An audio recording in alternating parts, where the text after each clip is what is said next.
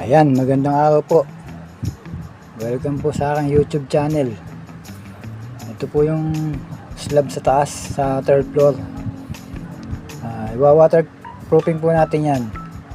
Kasi po yung dating waterproofing, isang taon lang natanggal na. Ayan. Magre-remedyohan natin yan. Tatanggalin lahat natin ng mga babakbak. Pero yung di na natatanggal, ibig sabihin nung kapit na siya.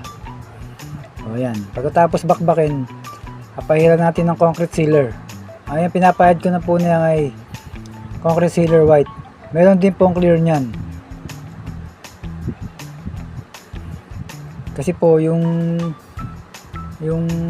flooring maalikabok, hindi po natatanggal ang alikabok eh.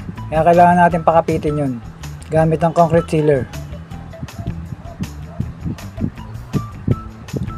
Pagkatapos po, yung mga binakbak, mamasilihan po natin para lumapat. Yan po, skim coat lang po yan. Yan, pati yung malalalim na butas, masilihan din natin gamit lang ang skim coat.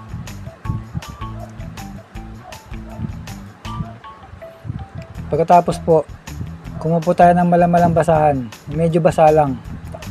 Hindi na po natin kailangan lihain. Punasan lang natin dahil maganda naman ang pagkakamasilya. Yan, para hindi na po masyadong malikabok. Pagkatapos po, yung mga minasilyahan, lalagyan ulit natin ng concrete sealer. Yan. Kasi pag hindi natin nilagyan ng concrete sealer yan, tapos direkta top coat, hindi po makapit yun. Kaya kailangan may ano. Ayan po yung ano, flexiband, waterproofing, flexiband, tsaka po semento.